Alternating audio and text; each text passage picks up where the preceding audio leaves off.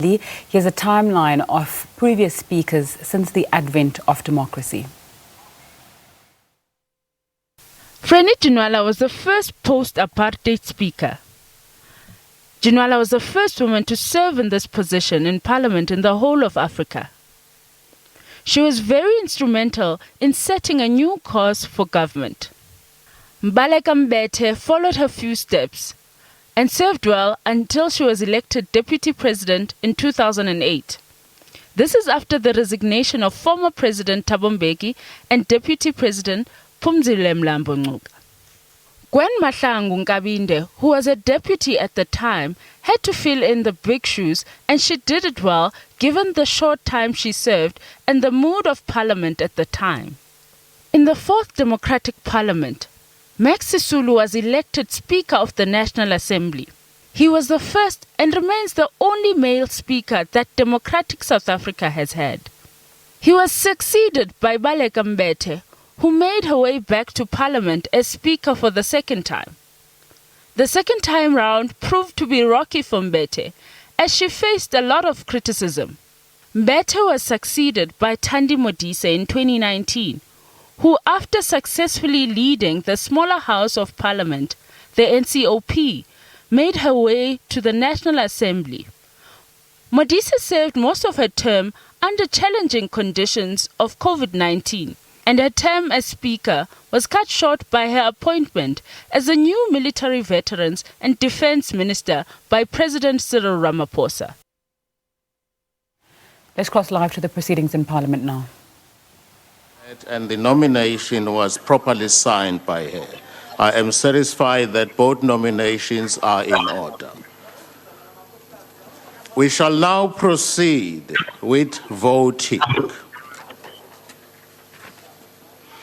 Assistant Returning Officers will now show that the ballot boxes are empty and close them. Assistant ballot, yes, there you go. They are empty and please seal them, close them.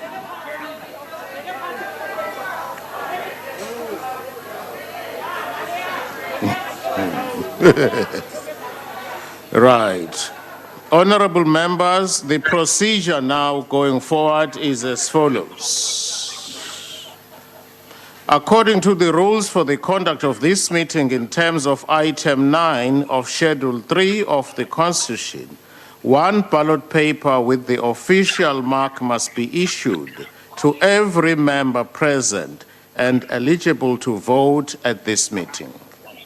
Members will be called in alphabetical order according to their surnames, starting with the members seated in the National Assembly chamber, followed by those seated in the gallery, and then Committee Room E249. When their names are called, members must collect a ballot paper from the voting table. After collecting a ballot paper, each member must proceed to one of the ballot booths and must record his or her vote by placing a cross against the name of the candidate for whom he or she desires to vote in the space provided on the ballot paper for recording of a vote. After making the mark on the ballot paper and while still in the booth, members must fold their ballot paper in such a manner that the official mark thereon is visible to the Assistant Returning Officer at the ballot box.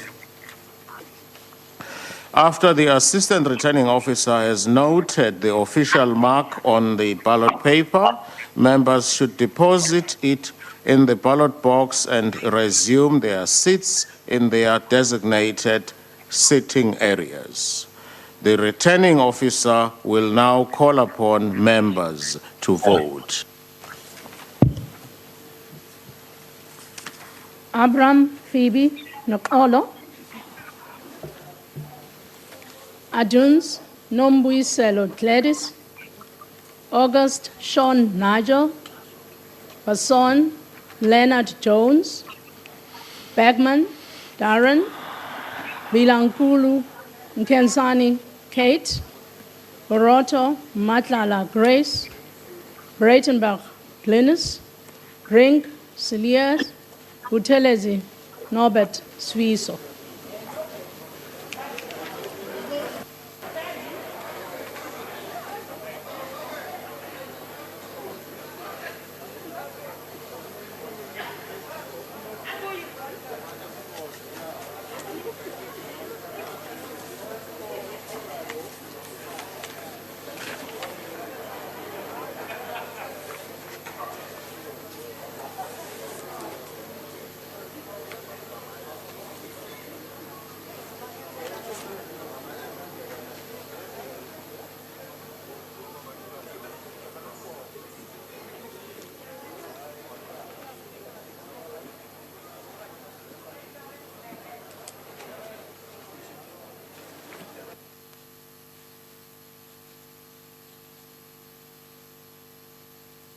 So we're bringing you live visuals there in the election for the Speaker of the National Assembly, members going up according to their surnames.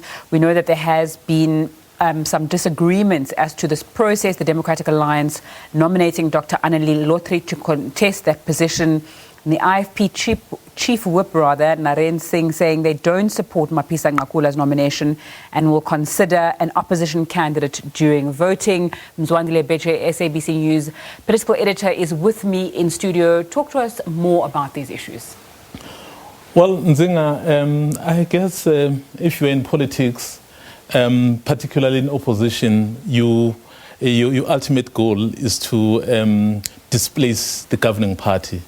So clearly, you're not going to always support what the governing party is doing, because you may be viewed in the eyes of the public as being complicit in some of the perhaps wrong decisions they are making. So clearly, when the opportunity arises where you are able to point out the weaknesses and the difficulties, you certainly shall do so.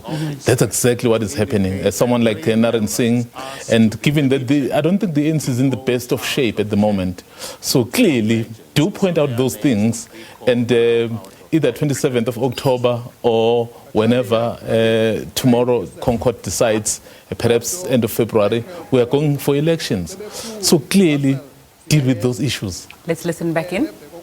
Hamilton, Chabane Musa Steve, Chrissy Barbara Dallas, DeFreitas Manuel Simao Franca, Didiza Angela Togozile, Direko Tikileti Rosemary, Darks Mervyn Alexander, Mlenzana Zola, Mabuza David Dabete.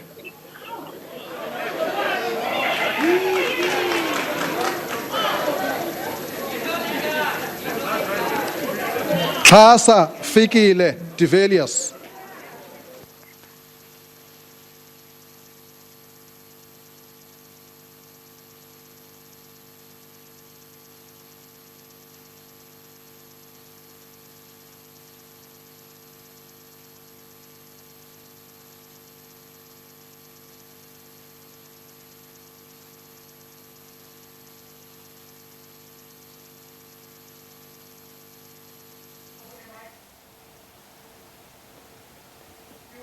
All right, Mzwandile Mbeje, we're seeing our Deputy President, some people say very elusive Deputy President, also making his way to vote in the secret ballot.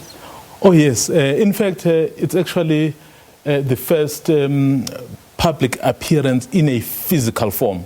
I know that upon his return from Russia, he did make a public appearance, but it was virtual when he addressed, I think, the Human Resources Conference in Midrand. But to see him here and discharging his responsibilities. And remember, he is the member of parliament. The only person who is not the member of parliament is the president, because once you are elected president, you immediately cease to be a member of parliament. So he's watching from wherever he's watching, because he can't be part of the proceedings here. But David Mabuza, and of course, as a leader of government business, and of course a member of parliament, so he certainly would be there to discharge those responsibilities. And I think the ANC in Nzinga wouldn't want to take a chance in terms of the numbers. Remember, those who are not there, who are virtual, will not be allowed to vote. So get as many people as possible, especially in the face of the opposition that we've seen.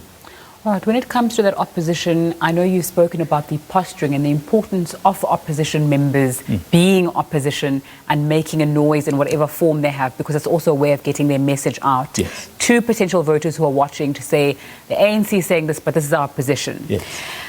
There's also people who are not in parliament, who are not political parties like the EFF or the UDM, who are opposing this. The New Nation movement saying that it will take the appointment of Mapisa Ngakula to court if Parliament continues with the process today. Is that also posturing and noise from people who aren't actually politically elected people? Oh yes, and you know, we have a very robust civil society. We have very engaging members of our society. So if there's something that they are not happy about, they're not afraid to voice it. If it needs be, they go to court. And I think that's what we are seeing happening here.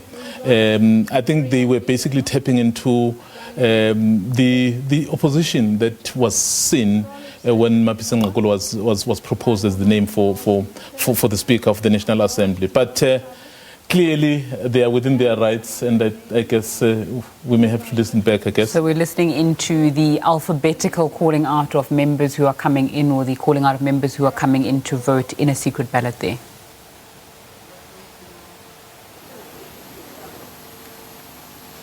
I mean, if we can stay on that issue then, of the different forms of opposition, it's raising other issues that have been coming up in our media. People asking about, particularly because the two people from the New Nation movement who are the faces of it are also in a media space. And then there's the conflation of, you know, journalists are politicians, people must not masquerade as politicians when they're in a certain thing, or people in the media space. Is there a need for anybody who's in the media, especially when they're not journalists, like Dr. Tabane, like Lukhona Mnguni, to kind of sit back and do things in the shadows? Or is it better for people to come out with their positions?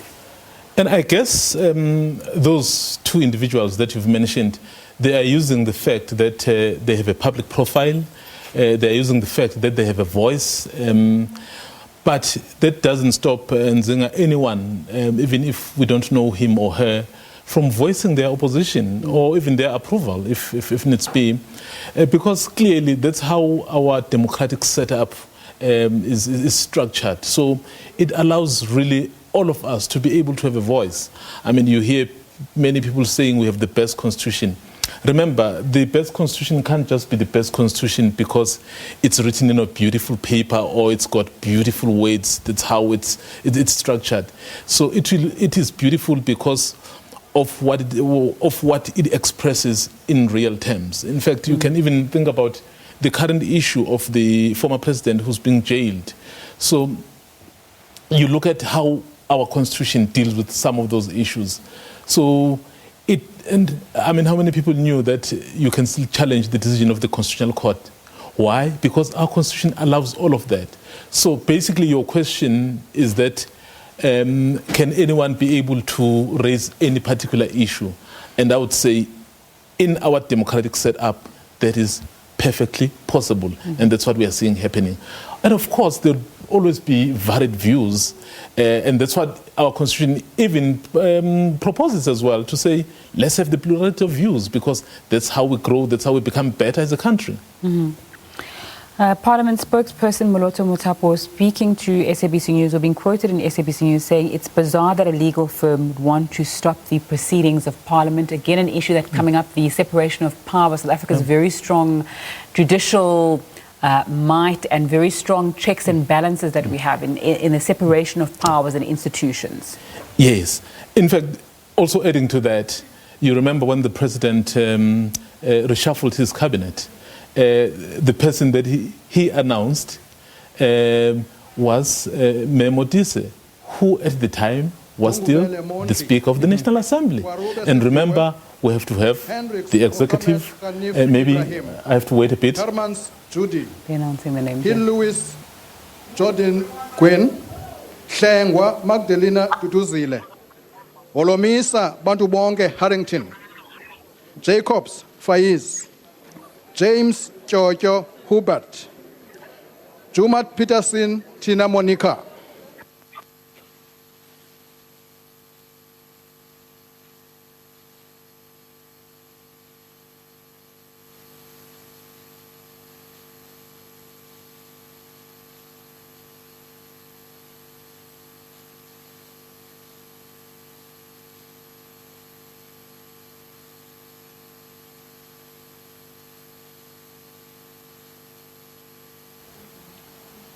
All right, and so the voting continued there. Tina Jomet Patterson, one of the names that are coming up, one of the people that are voting at the moment, so perhaps names that and people that we haven't seen for a while.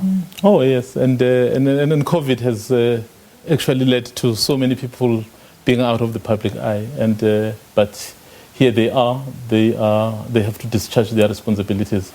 As I think, as we said, that the fact that those who are virtual are not allowed to vote, for me, tells me why you see such huge numbers. Of course, within the protocols of COVID, I think that's why they were separated. They were in different rooms, committee rooms, and in another chamber. Yeah. But it's quite interesting, yeah. We were speaking about the separation of powers, the economic freedom fighters saying they will not participate in the election of the Speaker of the National Assembly, saying that they won't rubber stamp a decision by President Cyril Ramaphosa and that it's a violation of separation of powers. It basically goes back to that which you and I have spoken about earlier, where the president, when he announced his reshuffle and then named the Speaker, remember the Speaker heads another arm of government. You have 3 arms of government, of state, which is executive, legislature, and of course judiciary. So at the time, she hadn't resigned.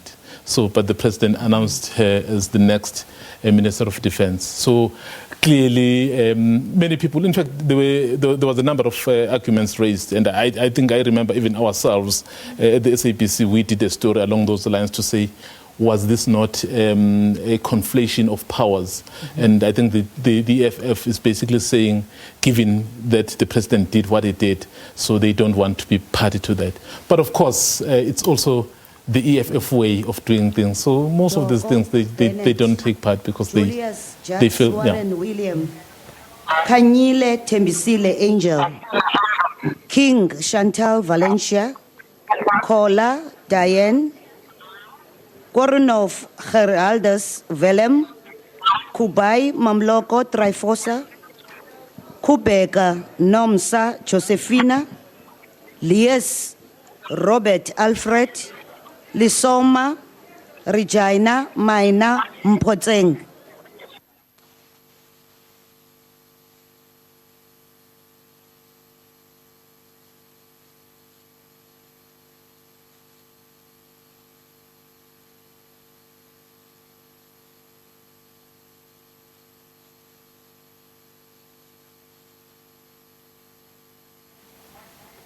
Okay, so we know that this process could take around 4 hours. That's what we've prepared for. Luckily, it won't be just the 2 of us speaking for those 4 straight hours. But talk us through the process of what happens now and later. Okay. Obviously, this is the voting, the casting of the ballot. And after this, then there will have to be a process of counting.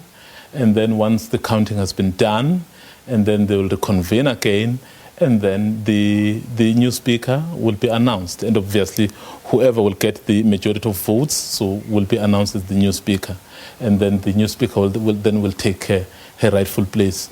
But clearly, given that the ANC has the majority, I mean, most of us we expect that Ms. Nosiviwe Maspisa-Nqakula will be announced the next speaker, unless something we don't know had to happen, you know. Yeah. And what are the checks and balances that are in place to make sure that there's no funny business taking place when it comes to the voting? You saw before even it started, you know, those boxes, they also had to be shown to all members that there was nothing inside. So, and then those returning officers, people who are responsible for that, so they are just making sure that everything is done accordingly, because we don't want something that can be challenged or something that really it doesn't represent the will of the people. Remember, those people in Parliament, Zinga, those are our representatives. So not all of us 59 million South Africans can make it to Parliament. So, but we somehow have to be respected. Maybe let's just wait for that. Dean William, Madisha, William Mutipa, Magaqa, Kayalet Elvis, Mangwanisha, Gratitude, Mahambe Hlala Tandi,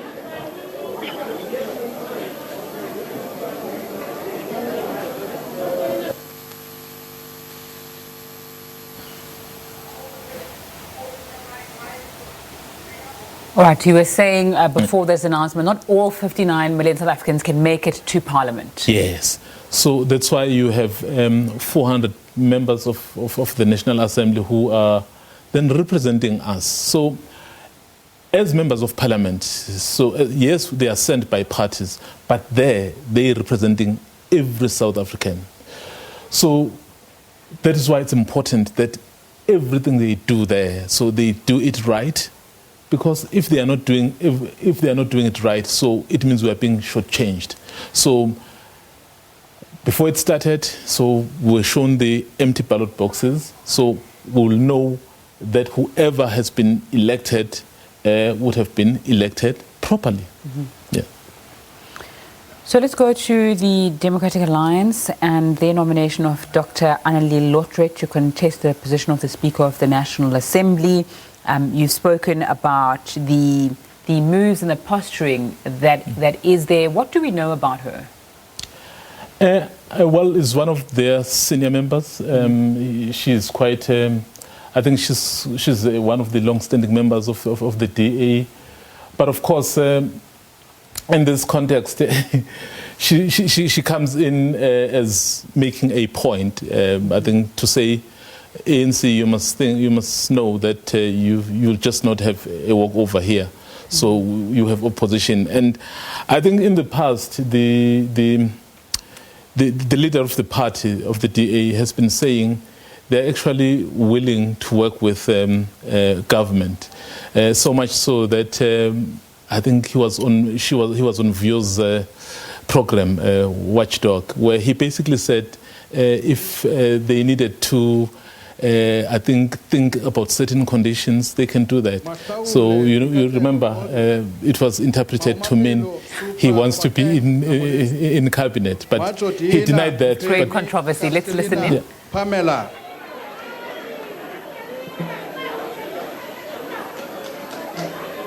Majola Tembekile Richard. Majozi Mzwandile. Makubela Mashele Lusizo Sharon. Mamabolo Jacob Boy. Mandela Zolivelile Mandlesizwe Dalibunga. Maneli Boyce Makosonke. Mandashe Samson Kwete.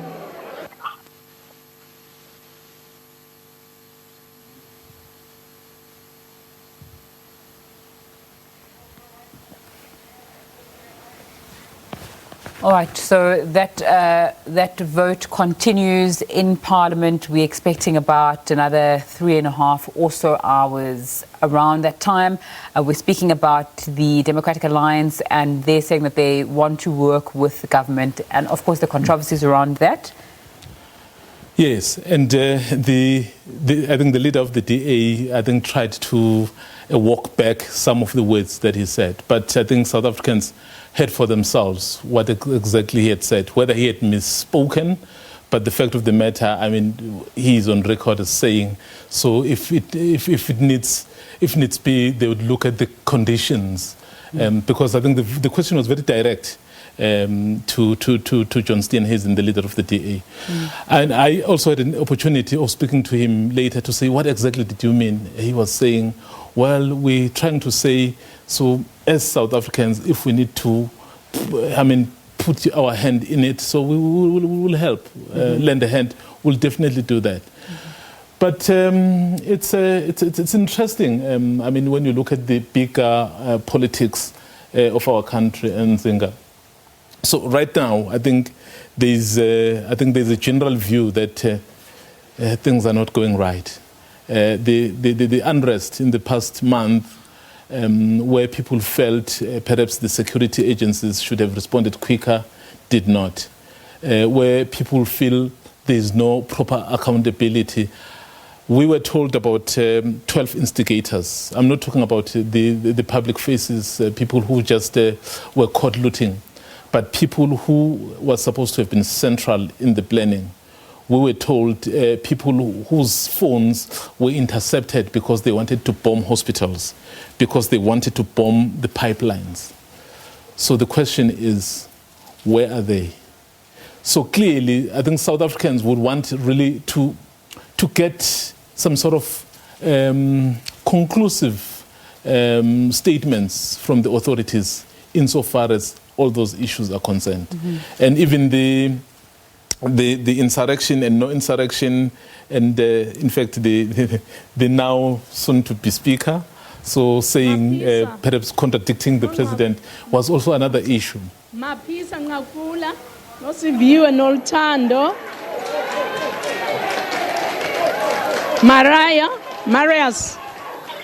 Marius Cyril Jacobus Francois. Masango Bridget Staff.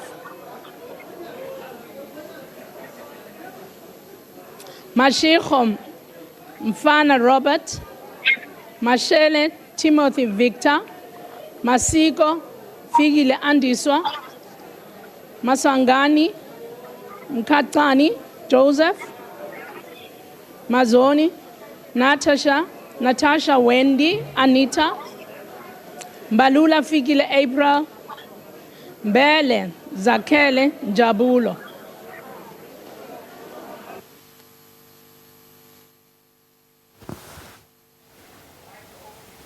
The lady of the hour, among others, making her way to vote, rather. Well, interestingly, we were just talking about her before. Obviously, she was reshuffled. There she goes there. She had... there was the issue of insurrection and no insurrection. You remember she had said no, there was no insurrection, but obviously later on she said, well, I aligned myself with what the president had said. So, you know, she's one of the people who are known to be very independent-minded, by the way. That's why other people translated or interpreted her statements of saying no, as far as she was concerned, it was no insurrection. They said that may have been informed by how she conducts herself in terms of being independent-minded. So clearly, to see her assume that position, which will need neutrality, so it will be very interesting to see how she will perform those duties. Yes, their party would have put her there, but the party does not necessarily put her there to serve its own interest. As I was saying, those are the representatives of South Africans. So forget about the political parties. So when she assumes that party, assuming she would win, as she votes, it will. South Africans will really Gigaba, Bongiwe, Priscilla, MacDonald, Lawrence Edward, McLuha, Joseph Job, Mchunu Edward Senzo, Meshu Kenneth Raselabe Joseph, Mhlongo Tsepo Winston, Malham Kevin John, Mjobo Lindiwe Ntombe Kayise, Mkwacha Nompendulo Tobile, Modise Mole Boheng.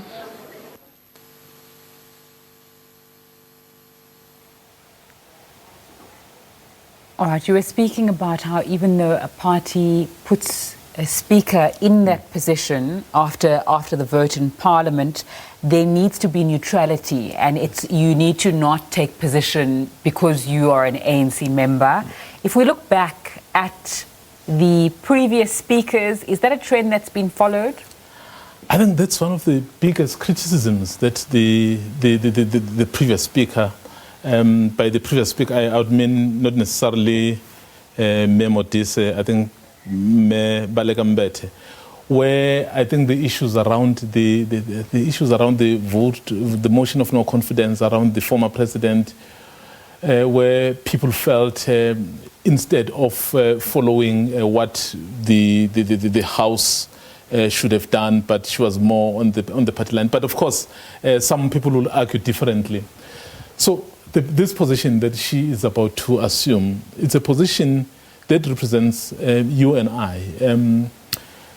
And then if we are to be fairly represented, if there is to be proper accountability, so you need neutrality, because as soon as you take the side, So it means whatever wrongs that I do, you'll simply turn a blind eye, and then that's not what we want. So how do you then build a fair, a prosperous country when you look at things in a different way? You ought to approach things in a very fair way, because at the end of the day, once we pledge our loyalty to the Constitution...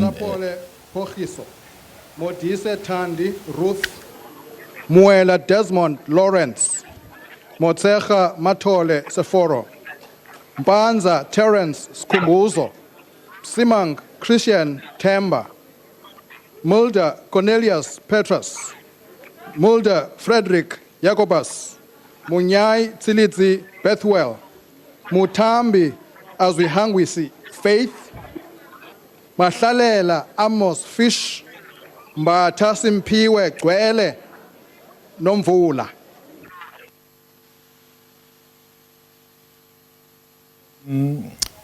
Once you pledge that loyalty to the Constitution, clearly it means you pledge loyalty to serving everyone regardless of who he is, who she is. So that's exactly what we expect. But of course, that's a contested terrain. That's why you're seeing that vote, because it's contested. But once you emerge, you represent all of us. Right. When we speak about the terrain and contestation of ideas, how would you characterize the political climate in South Africa at the moment, especially in light of the events you've spoken about a little bit earlier on? Well, at the moment, it's do I say it's toxic, or do I say it's I don't know. We're in a space where there's an element of being disparate, for the simple reasons that we are faced with the crises in this country. The youth unemployment, or unemployment in general, that's a big issue. The issue of inequality, and of course the issue of gender violence, it's a huge issue. I mean, there's just a report that has just come out recently relating to basic education, where learners as young, 10 to 14, it's really a crisis that you simply do not understand how it even happens. And you're faced with the issue of the lack of service delivery. I mean, look at many of the roads in municipalities, or even some of the national roads. So you look at all those things, yet we have people who are supposed to really assist in correcting all those situations. So in that situation, you would simply be desperate. You would feel those who are supposed to take care of you are not really doing their bit. But clearly, the issues of corruption, again, South Africans will not understand when you say there's no money, but then they see some millions of monies redirected elsewhere to individuals for their own benefit. So how do you then come to an ordinary person to say, actually, we don't have the money to fix this road, when they see the next person pocketing 100 million? So how does that make sense? So clearly, the president, his executive, they have their work cut out for them. So they have to put the systems in place. And then, because once you have functional systems, you should be able to deal with these issues. So clearly, our politics at the moment, that's why the local government elections is quite interesting. I am really looking forward to hearing the arguments tomorrow about whether or not to postpone elections, the local government elections, because all of these things play into that. And I see some of the opposition parties are saying, no, there's no need to postpone because we can be able to hold elections in a safe environment. I'm not sure if that is perhaps correct, because if you look at what is required in terms of our constitution, I think they're basically saying we have to hold regular elections, and of course they must be free and fair. So once you achieve the other and you can't do this other one, so clearly those elections may not necessarily be credible.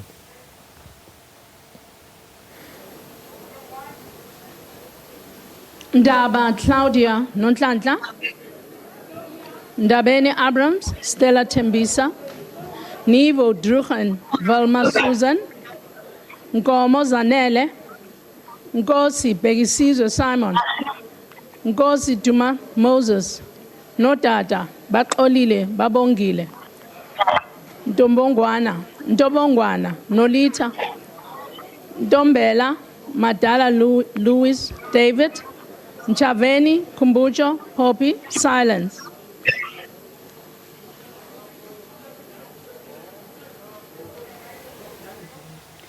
Right, you've spoken about the importance of proper systems in South Africa to get rid of, among other things, malfeasance, corruption, and ensure that the inequality and poverty that we see in South Africa, as well as issues like gender-based violence, are eradicated. Someone cynical would say that if those systems are in place, there is less room for people to enrich themselves with hundreds of millions of rands and for people to benefit from a broken system. And that's why, in part, some people in the ruling party don't fix things that could be fixed. Yes, that could be partly true, but also the State Capture Commission that has just concluded, and it was very interesting to listen to the president who attended, who was the last witness, basically saying we are taking this commission very seriously, and then whatever recommendations that will come out of there, we will act on them. And I think we are really watching out for that. If the recommendations are made, the president, how will the president move? And he even made forget about what could have transpired during the commission, so which is it's another subject for another day, I guess. But he basically said, once the report is out, Deputy Chief Justice, we know that there are people who are going to challenge it because there may be people who may be fingered for doing A, B, C, or D. But because we're taking it seriously, we'll act on it. So if that indeed is the case, it means some of the broken systems that you and I are speaking about will be attended to. So as a result, service delivery should start happening. Mzwandile Mbeje, SABC News political editor, joining me in studio there. Numbers are our things, but you really have talked me through so much of the politics. My colleague Nompumelelo Siziba is standing by to continue this discussion and analysis as that voting takes place. It's good afternoon from me. Stay safe.